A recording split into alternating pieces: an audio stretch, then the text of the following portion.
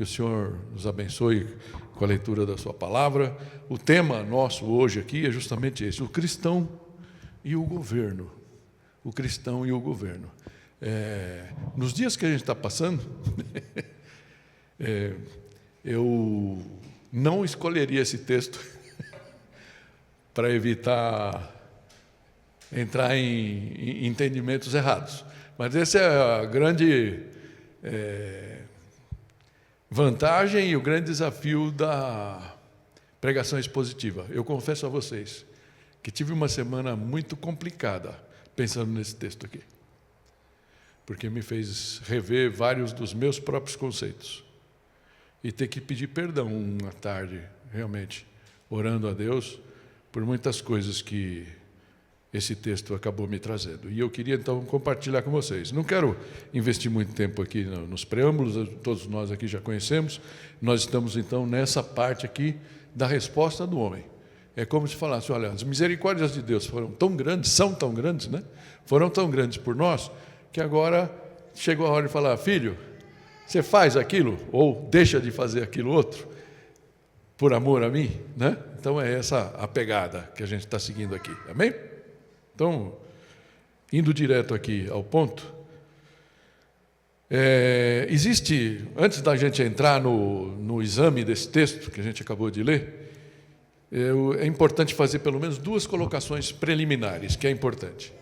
A primeira delas é que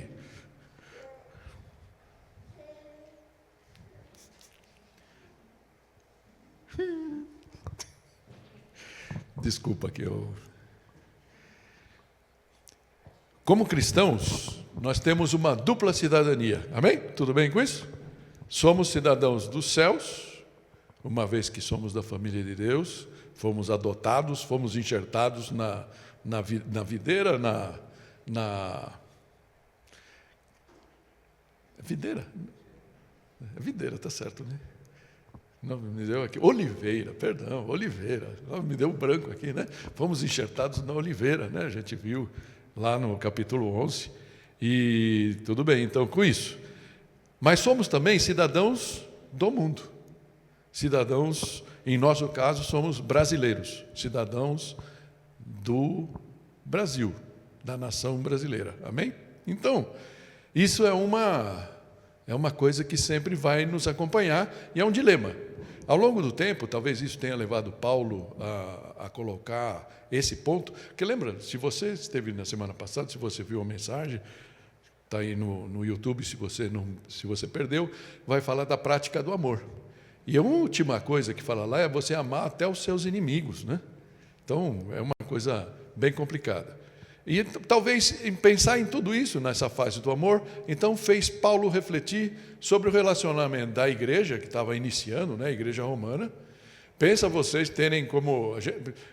Você pode falar assim: nossa, o nosso presidente é ruim, o antigo foi ruim e tudo mais. Pensa em Nero como presidente, né?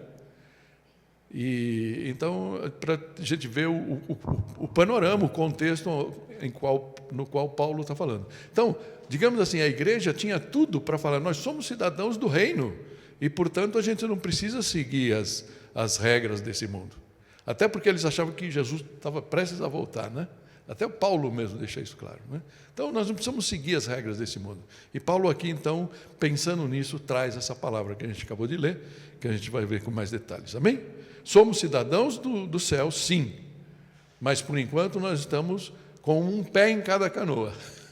E graças a Deus por isso, porque enquanto a gente está com o pé nesta canoa aqui, a gente pode alcançar pessoas que ainda não deram esse passo de fé, amém?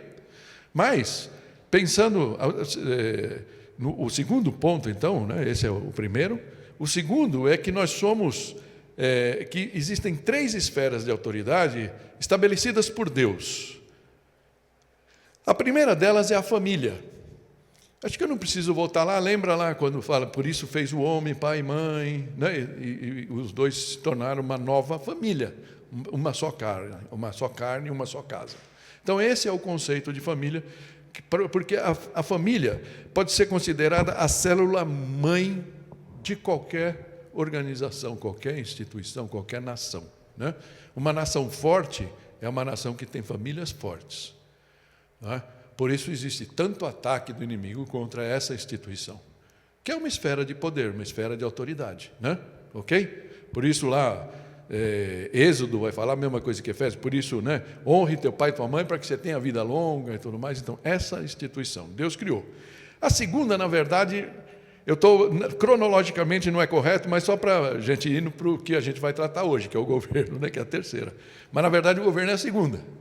Mas, então, a outra é a igreja. Tem vários textos, né? Mas Efésios 2 aí que está mencionado, vai falar: portanto, vocês já não são estrangeiros, nem forasteiros, mas cidadãos dos santos, concidadãos dos santos e membros da família de Deus, edificados sobre o fundamento dos apóstolos e dos profetas, tendo Jesus Cristo como pedra angular.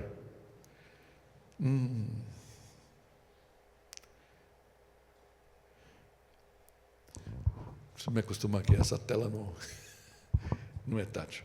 E edificado sobre o fundamento dos apóstolos e dos profetas, tendo Jesus Cristo como pedra angular, no qual todo edifício é ajustado e cresce para tornar-se um santuário santo no Senhor. Esse é o texto, né? Então, essa é a igreja, também muito combatida. Também muito combatida. E o terceiro, então, que na verdade, se fosse cronologicamente, a gente poderia dizer que é o segundo, é o governo. O governo, né? Desde o começo lá, quando Deus falou para Adão, né, olha, você exerça poder, domine sobre todos os animais e sobre toda a terra. E é interessante que esse texto aqui de Gênesis 9:6 é um texto depois do dilúvio, quando Deus chega para Noé, tá Noé e seus filhos, né, que eram os que iam, na verdade, povoar o mundo. E ele, Gênesis 9:6 fala: quem derramar sangue do homem, pelo homem seu sangue será derramado, porque a sua imagem de Deus, pois a imagem de Deus foi o homem criado. Ou seja, Deus deu ao próprio homem o dever de corrigir, de punir. Então, por exemplo, pena de morte, né? É mais ou menos o que o texto está falando aqui, né? Então, desde então, esse governo está estabelecido. E é isso que os homens seguem, ok? Então, essas duas coisas é importante. Saber que nós somos cidadãos dos dois mundos e que o governo é uma esfera instituída por Deus também, ok? Então, esse é um ponto aí importante para a gente ir. E, ao longo do tempo, a interação entre a igreja e o Estado experimentou pelo menos 4 modelos que talvez para você pouco importe, mas só é interessante para a gente parar para pensar em que modelo a gente vive, né? Se você parar, tem um modelo que fala assim: o Estado controla a igreja. Você pega, por exemplo, Inglaterra, até hoje, né? A rainha, o rei da Inglaterra é o rei da igreja anglicana. Isso começou lá com Henrique VIII, né? Isso daí é engraçado que tem um nome erastianismo. Eu confesso a vocês que nunca tinha ouvido esse nome, precisei pesquisar para saber que teve um cara chamado Thomas Erastus, lá em 1600 e pouquinho, um suíço, que ele defendeu que a igreja não podia estar sozinha, que ela precisava de uma... Então, por exemplo, para excomungar uma pessoa, precisava do governo ali no meio. Isso pegou na Alemanha, na Suíça, eles tentaram defender muito isso, mas o rei da Inglaterra tomou isso para si. E é isso que acabou acontecendo. Um outro tipo de relação da igreja com o Estado é a igreja controlar o Estado. Uma teocracia, né? Como era no caso de Israel, o Sinédrio, né? O Sinédrio era o governo, que depois ficou embaixo do governo romano. Mas, se a gente pegar hoje, nos mundos de hoje, tem o Vaticano, né? O Vaticano é um Estado teocrático, que o Papa é o presidente, vamos falar assim, ou é o monarca, né? Certo? Do Estado. E se a gente pensar numa outra fé, o Irã também é um Estado teocrático, é isso, a igreja, então, comandando o Estado. Existiu um caso, pelo menos muito claro, que era de Roma, o Império Romano, no tempo de Constantino, lá para os anos 300, que é o Estado favorece a igreja, e a igreja, por sua vez, se acomoda ao Estado para não perder os privilégios. Então fica naquele, né? Que era o constantinismo que se chama. O último deles é a parceria. A parceria. Ou seja, onde igreja e Estado reconhecem e incentivam um ao outro nas distintas missões, nas distintas áreas de atuação dadas por Deus, num espírito de colaboração construtiva. Tá? Parece que esse é o posicionamento que Paulo estava defendendo. Se parar para pensar, até quando começou a perseguição muito forte para a igreja, os próprios judeus tinham um certo privilégio com relação ao imperador romano, ao Império Romano. Por quê? Porque eles eram, como eles foram assimilados, e eles eram tão radicais no negócio do sábado e tudo mais, eles podiam. Então, os judeus, mesmo morando em Roma, não precisavam trabalhar no sábado, sabe? Tinha várias coisas que eles tinham esse privilégio. E para os romanos, eles pegaram, quando começou a surgir o cristianismo, eles puseram na caixinha do judaísmo, né? Mais uma seita lá, vai. Como dentro do protestantismo é o batista, o presbiteriano, eles puseram lá o cristão como uma caixinha dentro do judaísmo. Então, mais ou menos estava acomodada a situação, até que os próprios judeus foram expulsos e os cristãos começaram então a ser perseguidos. Ok? Então, Paulo estava ainda vivendo essa situação mais ou menos tranquila, até que uns 7 ou 10 anos depois ele acabou sendo morto pelo próprio Nero. Né? Amém? Mas então essa parceria seria o ideal que a gente deveria viver. É isso um pouco que a gente tenta ver aqui e esse texto defende. Indo para o texto, então, ele começa, versículo 1, né, dizendo assim: todos devem sujeitar-se às autoridades governamentais, pois não há autoridade que não venha de Deus. As autoridades que existem foram por eles estabelecidas. Já saiu tudo aqui, né? Toda a minha cola aqui já está aqui, mas tudo bem. Vamos esquecer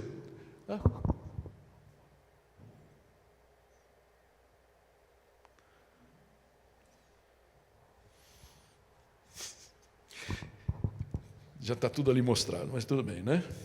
Vamos pensar primeiro naquele ponto, naquele todos. Todos. Independente de fé, não é? Vamos pensar no Brasil. Todo brasileiro tem que se sujeitar ao governo. Não importa se ele é cristão, se ele é muçulmano, se ele é espírita. Então, é mais ou menos o que está aqui. Mas nós devemos até mais fazer isso, porque Paulo está falando assim, não há autoridade que não venha de Deus. Ok? Então, por quê? Porque é uma daquelas 3 esferas que a gente acabou vendo preliminarmente. E as autoridades que existem foram por ele estabelecidas. Então, Paulo está confirmando aquilo que a gente já viu. Tem até esse texto de Daniel aqui, que eu tinha tirado, mas não ficou salvo. Então, é muito bacana isso de Daniel, não vamos nem ler, mas Daniel fala disso realmente, né? 2 vezes ele fala lá. Que ele muda épocas e estações, destrona reis e os estabelece. E depois, mais para frente ainda, ele vai falar na cara de Nabucodonosor, antes de Nabucodonosor perder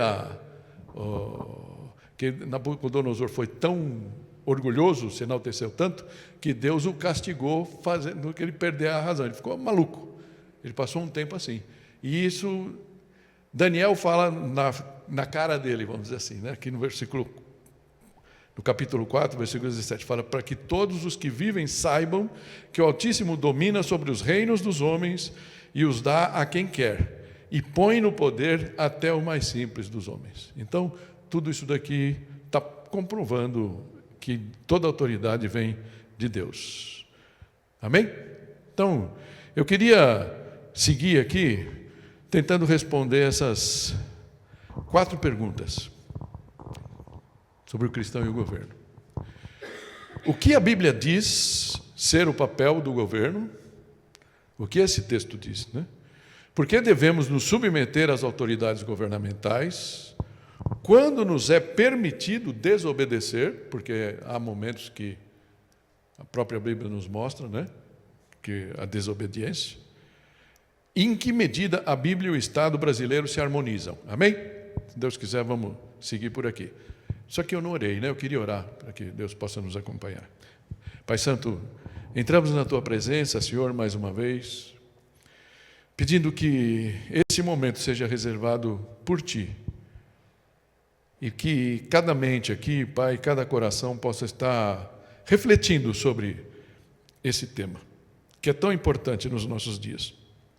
Sempre foi, mas no momento que o nosso país está passando, isso aqui ganha uma criticidade maior. Então, nos ensina através da Tua palavra, em nome de Jesus. Amém. Amém. Então, partindo aqui do primeiro, o que a Bíblia diz sobre o papel do governo? E eu vou dar um salto aqui, depois a gente vai falar do versículo 2. Versículo 3 diz assim: pois os governantes não devem ser temidos, a não ser pelos que praticam o mal. Você quer viver livre do medo da autoridade? Pratique o bem, e ela o enaltecerá. O versículo 4 é a chave aqui, né? Porque fala assim: pois é serva de Deus para o bem, para o seu bem. Vamos pegar só esse primeiro trecho aqui. E eu estou vendo que todas as minhas animações foram perdidas, então está tudo ali. Então, vamos, transparência total aqui. Né? Pois é serva de Deus para o seu bem. Mas se você praticar o mal, tenha medo, pois ela não porta a espada sem motivo. É serva de Deus, agente da justiça para punir quem pratica o mal. Essa palavra serva, que a NVI traz como serva, se você tiver com uma Almeida aí, você vai ver que fala ministro, né? Ministro. Mas a palavra mesmo do grego é diácono. Interessante, né? Diácono. Que mostra, ou seja, então, o governo está a serviço do povo. Esse é o conceito. O governo não está para ser servido pelo povo, o governo não está para extorquir o povo, não está para ser injusto com o povo, tudo isso que a gente vê na história do mundo, né? Mas então é para ser servo. Interessante pensar, porque se os governantes entendessem efetivamente qual é o papel que Deus deu para eles, desenhou para que eles desempenhassem, o mundo poderia estar num lugar bem diferente, né? Essa é a verdade. Mas é interessante que fala aqui que então o povo está para o bem. Para o bem. Deus ele é ministro para o bem. Para proteger, para ajudar a desenvolver, para ter estudo, todas essas coisas que o governo tem como missão, vamos dizer assim. Mas é interessante que também tem o outro lado. Ele também é o agente da justiça. E aqui fala da espada, né? Tenha medo, pois ela não porta a espada. Eu vou pedir licença para vocês um minuto aqui. Eu estou vendo que várias coisas que eu tinha anotado não estão aqui. Deixa eu ver se por acaso...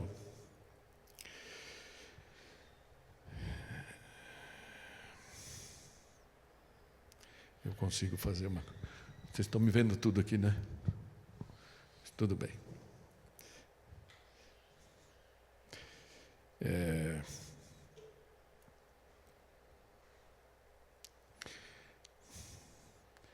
Acho que não vai dar certo. Vai ter que ser isso mesmo.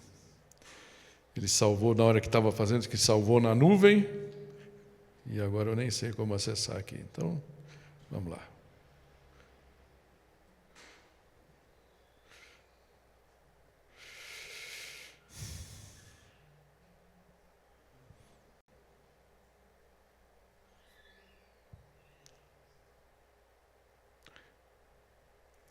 Ok.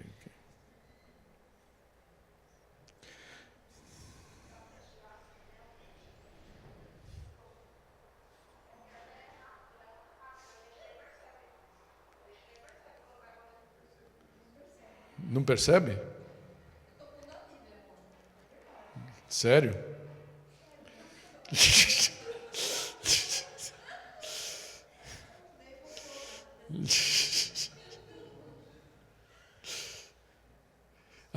Olha que bonitinho, agora funcionou, né?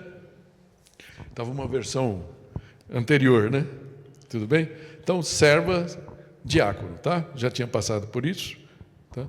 Então, essa espada, né, que está ali, ela não porta espada sem motivo. É interessante, porque essa espada não significa um tapinha nas costas, né? Que o governo tem a liberdade de dar. Significa mesmo pena de morte, até. se for o caso, que nós não temos no Brasil, mas muitos países têm, até os Estados Unidos. É muito controverso esse tema, né? Que a gente costuma ver assim como falar, não, mas crente não pode matar. Sim, não matarás. Mas essa morte condicionada a uma punição por alguma coisa que o homem fez, né? Não estou defendendo isso, só para a gente saber que até aí chega, tá?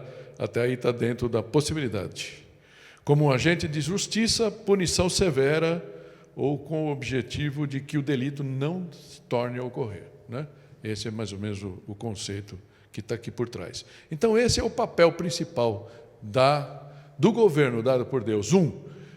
Ser servo do povo, ajudar o povo para o bem e ser o agente de justiça quando alguém sai fora da linha e faz alguma coisa. Isso em tese, né? Isso aqui é o que Paulo está defendendo, ok? O segundo ponto, então, por que devemos nos submeter às autoridades, se elas são servas de Deus, ministras de Deus, instituídas por Ele? A primeira parte a gente já viu, né? No versículo 1, quando fala, todos devem sujeitar-se às autoridades, porque elas foram instituídas por Deus. Portanto, porque é uma ordem de Deus nós temos que fazer. Mas o texto segue no versículo 2, dizendo, portanto, aqueles que se rebelam contra a autoridade, está se colocando contra o que Deus instituiu.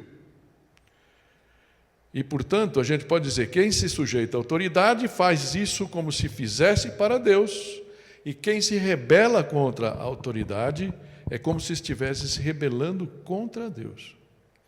E aí eu me pego aqui, vendo só a gente entrar em qualquer rede social ou na televisão, chamando um governo disso ou daquilo, do anterior, do novo, né? De um desrespeito interessante. E Deus fala, olha, não é o papel de você cristão. Não é o papel teu, né? Não precisamos nem nomear, né? A gente sabe muito bem o que é. E aqui a condenação, né? Quando ele fala aqui, ó, e aqueles que assim procedem trazem condenação para si mesmos. Não está falando de perda de salvação nem nada disso. Está falando de punição mesmo aqui, né? Certo? Dependendo do lado que você está, você vai ser punido ou não. Essas coisas que, infelizmente, a gente vive, porque nenhum governo é perfeito. Versículo 5 fala, portanto, é necessário que sejamos submissos às autoridades, não apenas por causa da possibilidade de uma punição, mas também por questões de consciência, por questão de consciência. Tá? E é interessante quando a gente pega Jesus mesmo, não é ainda. Quando Jesus fala aquela frase célebre, eu vou pular um pouquinho aqui só para mostrar, né? Oh, meu Deus.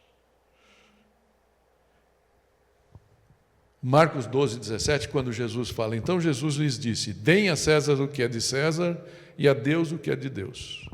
Versículo 6, só para não ficar tão maluco que eu estou falando, ele diz aqui, é por isso também que vocês pagam imposto, pois as autoridades estão a serviço de Deus, sempre dedicadas a esse trabalho, né? Então, Jesus estava respondendo quando falaram para ele da moedinha, né? Ok? Dá a moeda, não dá a moeda, ele e Pedro estavam devendo, tal, peixe, todas essas coisas. Mas o conceito de Jesus aqui vai muito mais além, né? Dá para a gente perceber? Fala, tudo que é do governo é uma instituição de Deus, faça o que é deles e cumpra. Seja imposto, imposto. Depois lá para frente vai falar de mais coisas, ok? Então, quando nós lemos no versículo 5, e eu vou voltar aqui um pouquinho, por questão de consciência, é o que nós vamos falar. Eu realmente amo a Deus? Eu sou filho de Deus? O que Ele espera de mim? O que Ele espera de mim está posto aqui. Eu vou fazer isso para não ser punido, eu vou fazer por consciência cristã. Então, como isso joga na nossa vida real? Eu vou seguir então para o nosso terceiro ponto.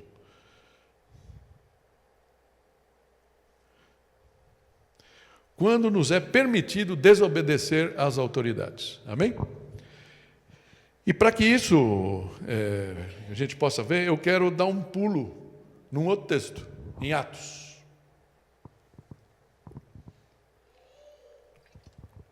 Atos 5.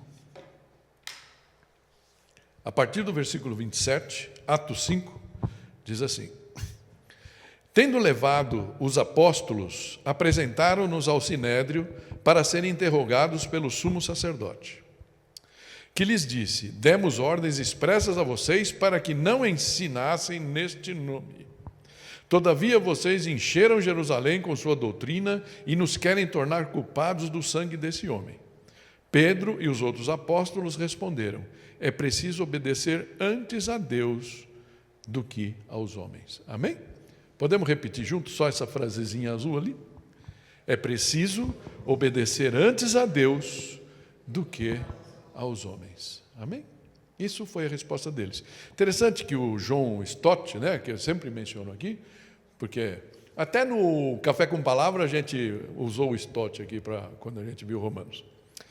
E ele é um dos melhores comentários que tem, e ele defendia que Romanos 13 deve ser lido sempre em conjunto com esse texto aqui, com 5:29 aqui, que é essa última parte. Tá? Porque ele via a submissão às autoridades como condicional, dependendo da justiça ou da moralidade das leis. Em democracias, isso inclui participação ativa, crítica e um voto consciente. A gente vai falar um pouco de voto um pouco mais para frente. Um outro exemplo que a gente tem, não sei se você já ouviu falar de Dietrich Bonhoeffer. É um alemão que ele tem livros maravilhosos dele, né? Uma teologia muito profunda, inclusive sobre discipulado, o discípulo, né? O livro dele. E ele foi um mártir no tempo do Reich, né?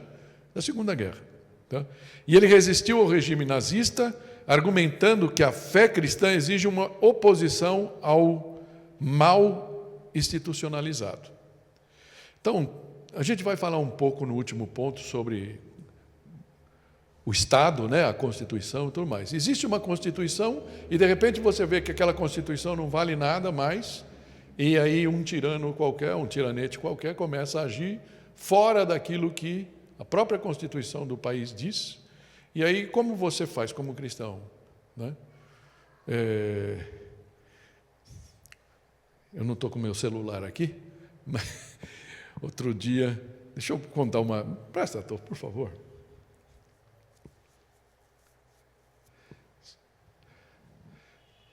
Foi a própria Tomasa que compartilhou comigo e depois eu compartilhei com o grupo.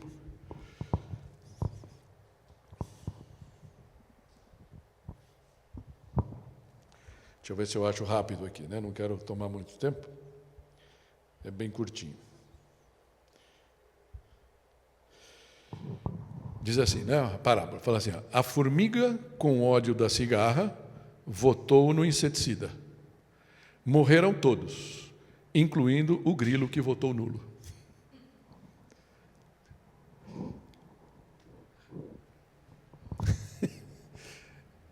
Essa é parte do jogo, né?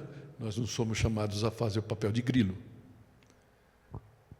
Porque eu sou crente, então não vou me envolver. Né? Ok? Tudo bem.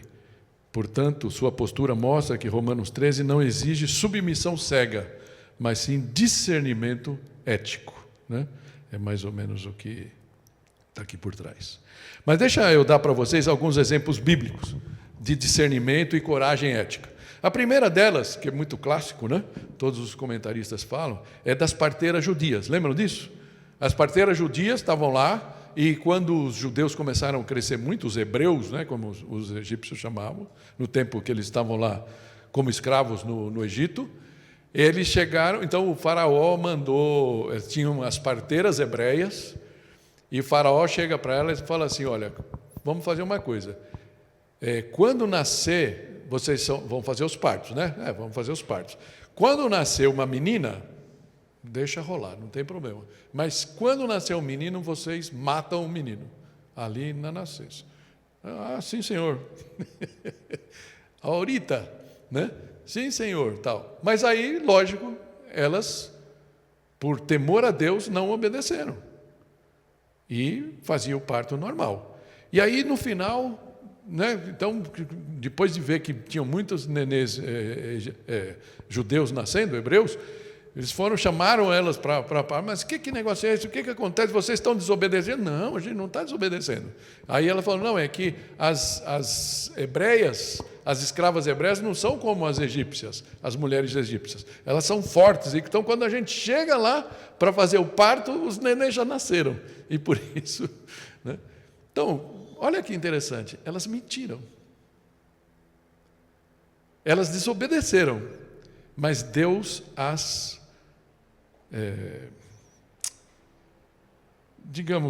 as abençoou por isso, por essa desobediência civil. Amém? É um caso bem clássico. Daniel na cova dos leões. Não precisa ir muito longe, né? Eles foram proibidos por um decreto, ou seja, pegadinha, né, da turma da oposição, fez uma pegadinha para que Daniel fosse pego em delito, porque ele não tinha delito, ele não tinha pecado contra ele. E aí falou que eles tinham que ficar 30 dias sem poder orar para nenhum Deus, se curvar para nenhum Deus, e Daniel tinha o costume de ir para a laje, né? Para a laje da casa dele e orar 3 vezes por dia dali, e ele continuou fazendo igual. E aí, logicamente, que ele foi, aí já foi no rei Ciro, né? Dario, perdão, e ele teve que ir para a cova dos leões. Por muita aflição de Dario, mas Deus os preservou. Poderia não ter preservado, mas ele manteve a fé dele e, portanto, desobedeceu civilmente. Os outros, bem conhecidos, Sadraque, Mesaque e Abednego, né? Que o Nabucodonosor fez aquela estátua e tinha todos os líderes tal tinham que adorar a estátua e eles não adoraram, e mesma coisa. Eles foram para lá, e é interessante que quando o Nabucodonosor chega, fala, vocês se prostram agora, ou senão vocês vão ser jogados na fornalha ardente. E a resposta dele foi, rei, se formos atirados na fornalha, o Deus a quem prestamos culto poderá livrar-nos ou não. Eles não sabiam, obviamente. Mas saiba que não prestaremos culto aos teus deuses, nem adoraremos a imagem de ouro que mandaste erguer. E mesmo assim, Deus, a gente conhece a história, né? Foi visto uma quarta pessoa. É como se Jesus estivesse com eles ali dentro da fornalha ardente, e eles ficaram ilesos ali dentro. O próprio Paulo, ao reivindicar os seus direitos de cidadão romano, ao perceber as artimanhas dos líderes judeus que queriam prendê-lo, e aí ele falou, olha, eu sou cidadão romano e quero, portanto, ser julgado em Roma. Isso acabou custando a vida dele, essa é a verdade, depois de muito tempo. Mas ele também não seguiu cegamente aquilo que os governos locais, ou seja, o governo judeu queria. Amém? Então, eu acho que isso é importante. Versículo 5, né, fala, portanto, é necessário, a gente já leu, que sejamos submissos, não apenas por causa da possibilidade de uma punição, mas também por questão de consciência. Então, algumas situações, a nossa própria consciência nos exigirá não nos acomodarmos, ou não fazermos como o grilo, nos omitirmos. Amém? Alguns autores modernos argumentam que Romanos 13 não legitima governos opressores, mas sim a ideia de ordem e justiça. Eles defendem que o cristão deve respeitar a autoridade, mas também denunciar abusos e lutar por liberdade. Esses exemplos mostram que é possível engajamento político comedido sem abrir mão da fé. Amém? Eu acho que esse é o ponto. Então, que elementos são lícitos para demonstrar o nosso engajamento na luta adiante? Primeiro delas são as eleições. São as eleições. O voto consciente e criterioso. Olhar e falar quem mais nos aproxima dos nossos ideais. Essa foi uma luta nossa na última eleição. Não de púlpito, mas, né, com vocês, porque a gente entendia que existia um caminho mais próximo de Deus, que nos chegava mais próximo, pelo menos, da ética cristã. Mas tudo bem, isso passou. Uma vez que estamos aqui, temos que pensar no que vai acontecer. Sempre a eleição é o caminho, é o maior recurso, a maior ferramenta que nós temos. Mas existem também manifestações pacíficas, em defesa das causas corretas, alinhadas ao posicionamento cristão, greves que eu nunca gostei, né? Mas greves legais, abaixo-assinados. Então, são esses os elementos que o cristão tem e pode usar. Sempre considerando que, assim procedendo, podemos estar sujeitos às retaliações, né? De repente, você curte uma mensagem e ela pode ser vista como discurso de ódio e você estar em situação complicada. Último ponto nosso aqui é em que medida a Bíblia e o Estado brasileiro se harmonizam. Amém?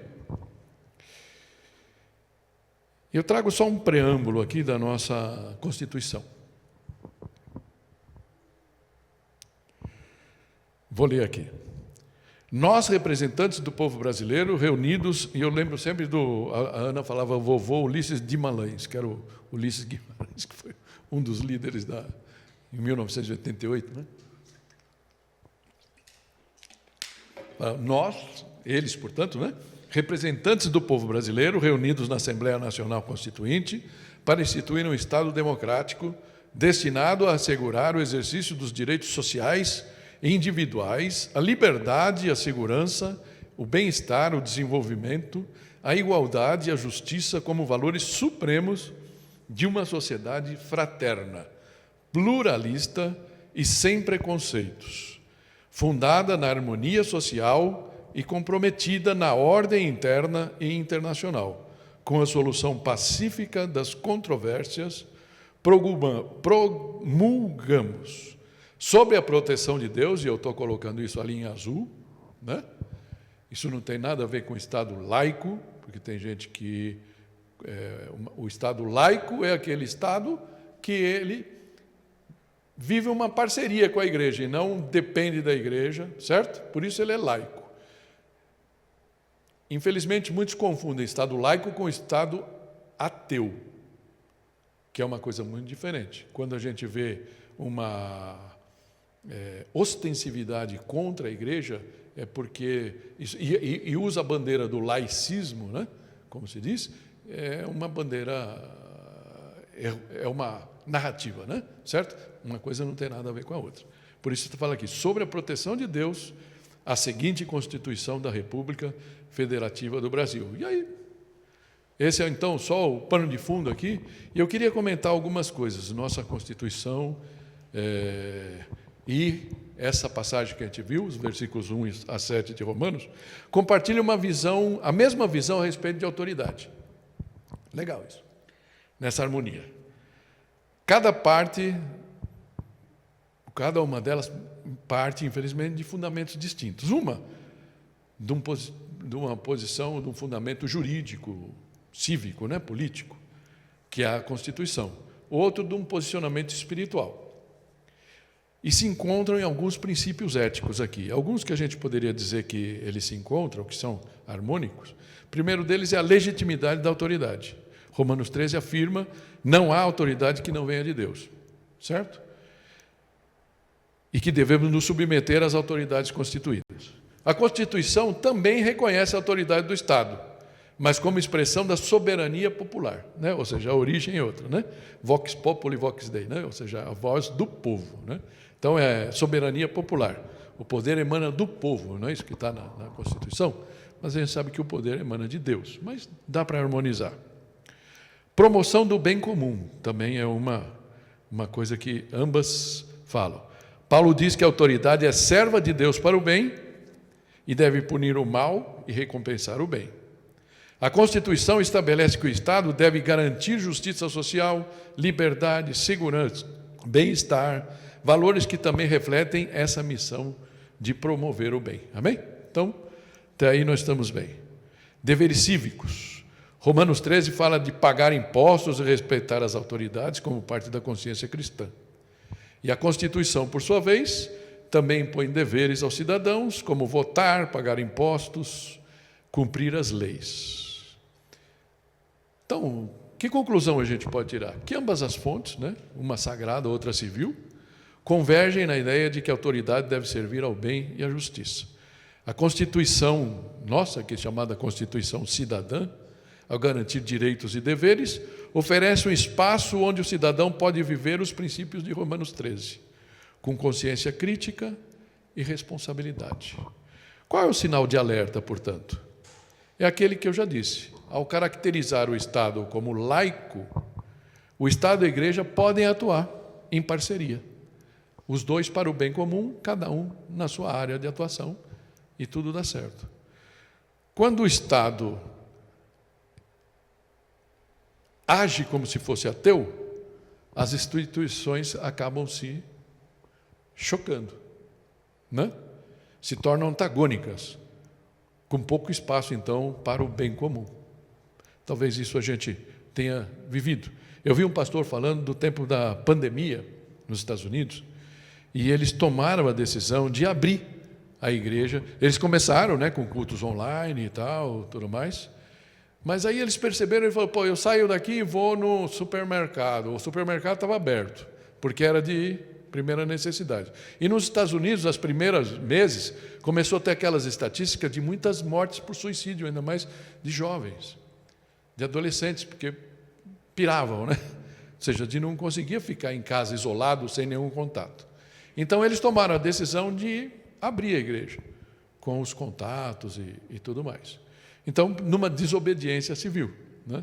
Algumas igrejas foram multadas, mas ele falou, graças a Deus, isso não aconteceu. Uma vez foram lá, ele foi inquirido, né, pelos fiscais, 2 vezes, e ele falou que os fiscais vinham, diz que foi cômico isso, que eles mostravam fotos da igreja e o pessoal, numa distância que eles entendiam que estavam quebrando o isolamento, toda aquela coisa que a gente viveu, né? Tudo bem.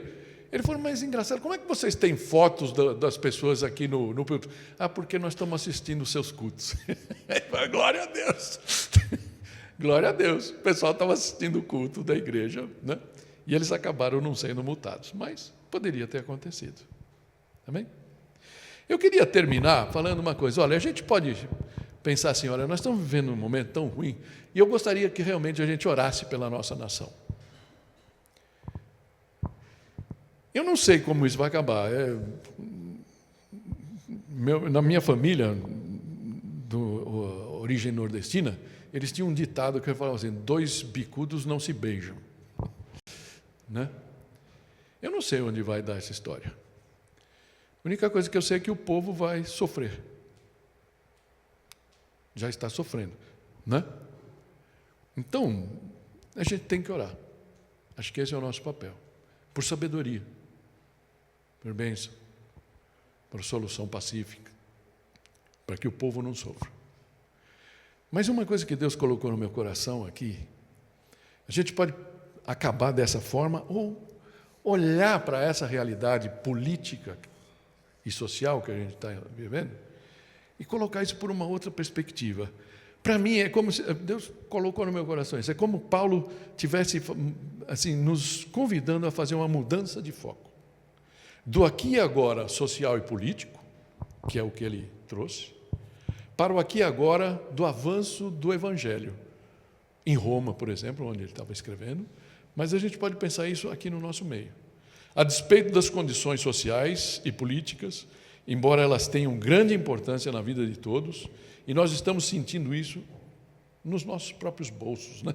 Na nossa própria vida. Mas existe uma pesquisa, e é interessante que outro dia, eu e a Tô estávamos vendo lá alguma coisa no YouTube, e a gente viu um menino que eu seguia no momento da crise, o nome dele é Luca, acho, não importa. Eu passei para alguns grupos, vou colocar no grupo dos homens, aí não sei.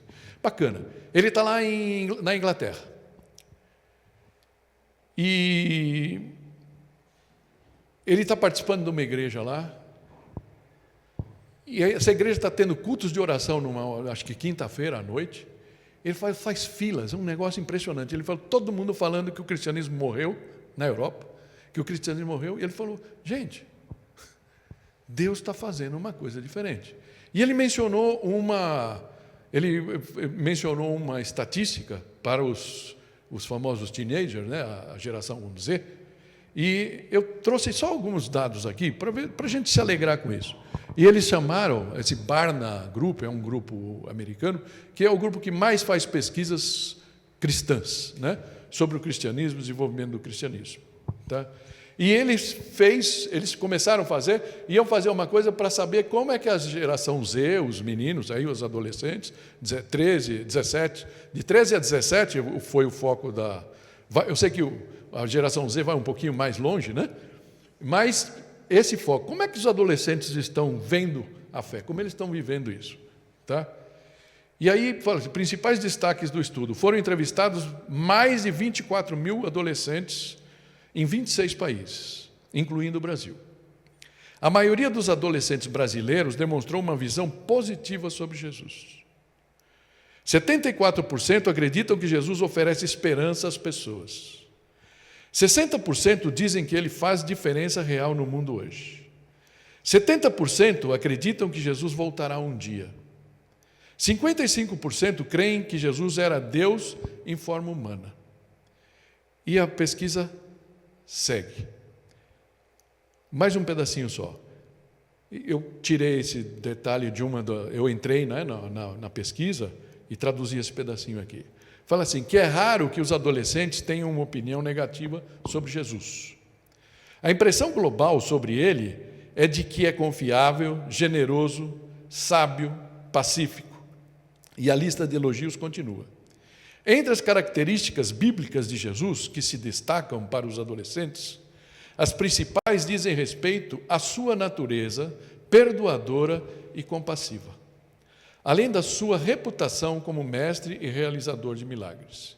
Ideias neutras sobre Jesus são mais comuns do que negativas, mesmo entre não cristãos. Ele acabou mudando o nome da pesquisa, que ele tinha chamado para a geração Z, para chamar aquele que está ali, The Open Generation, a geração aberta. Ou seja, Deus está agindo no mundo hoje. Ele está agindo na Europa. E ele está agindo aqui também, entre nós. O Gente, por exemplo, pega na veia. É justamente esse o público do Gente. Mas será que a gente tem que se restringir só ao Gente? Será que a gente não tem olhado os adolescentes das nossas famílias e falar, eles estão muito distantes de Deus e de repente o coração deles está prontinho para ouvir um versículo? Nesse vídeo desse rapaz que eu falei, esse brasileiro, ele fala duas coisas e eu vou terminar com isso. Ele falou, eu fui para lá, família meio complicada, era do interior, conhecia a fé, mas estava há 15 anos, imagina, foi sozinho para a Inglaterra, os pais mandaram ele para a Inglaterra para fazer um intercâmbio, né? E ele ficou lá. Ele falou, estava doido. Eu conheci um cara, um francês, e ele falou, pela primeira vez eu falei com um menino, isso há 15 anos, 17 anos atrás, ele falou, 17 anos atrás, 15 anos, com um menino que devia ter uns 16, pela primeira vez ele falou, ele estava na loucura dele, os dois, e aí chega assim, pô, mas você conhece Jesus, alguma coisa? Aí o menino falou, Jesus? E começou a rir na cara dele, e ele se espantou.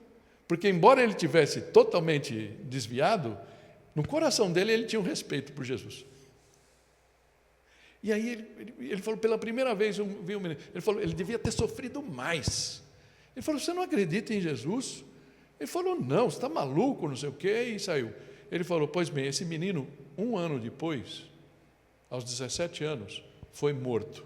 Foi para uma balada e acabou sendo encontrado. Jogaram ele de uma ponte e ele caiu lá. Ele falou, foi a primeira pessoa na minha vida que eu tive assim, uma hostilidade total, né?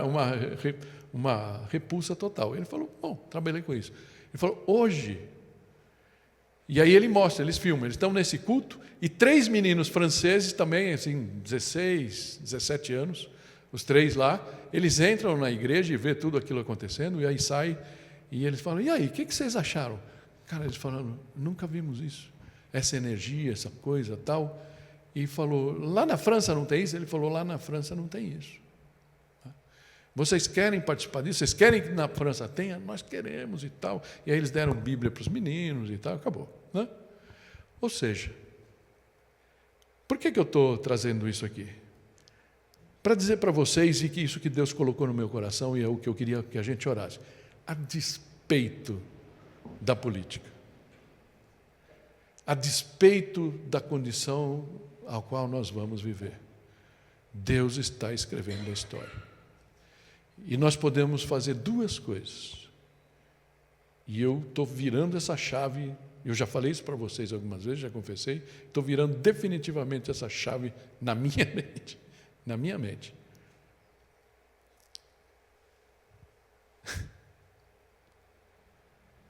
Que se dane. Eu vou fazer a minha parte. Se a chapa esquentar demais, eu nunca fiz isso, a gente teve irmãos amados que fizeram, foram lá para Paulista para participar de coisa ou não, né? Eu lembro de alguns cultos que a gente teve no passado aqui, há quase uma década atrás, que dava quase para ver, assim, tinha um lado verde e amarelo, o outro meio mais de outra cor, né? E a gente continuou vivendo. E a vida é essa. Por quê?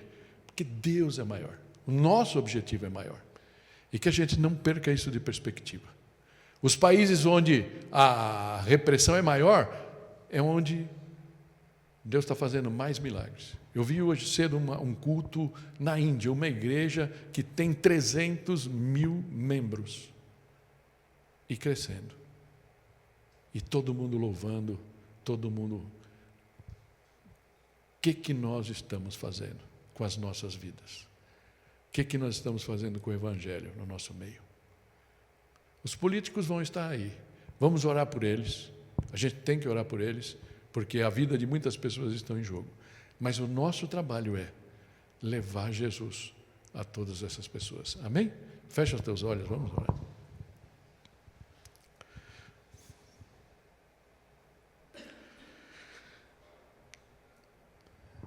Senhor, nós te agradecemos, porque cremos num Deus de ordem. Cremos num Deus que não dá nenhum ponto em vão. Se o Senhor instituiu, ó Pai, este governo no Brasil, se o Senhor instituiu o governo dos Estados Unidos, assim como todos os outros governos, o Senhor teve um propósito. E nós queremos estar alinhados com o seu propósito, não com o nosso. Por isso, Pai, nós te pedimos nesse momento, que o Senhor abençoe, o Senhor dê sabedoria, Pai, ao nosso presidente. Dá a ele, Pai, discernimento, que o coração dele arda, Pai, pelo povo, que nesse momento depende das decisões que ele tome. Te pedimos também, ó Pai, que o Senhor abra o coração do presidente dos Estados Unidos e que exista uma porta, Pai, de diálogo entre os dois governos, ó Pai, para que as consequências para o povo brasileiro sejam as menores possíveis. Mas, sobretudo, Pai, sabemos que o Senhor está no comando de tudo isso. Cremos no Teu propósito.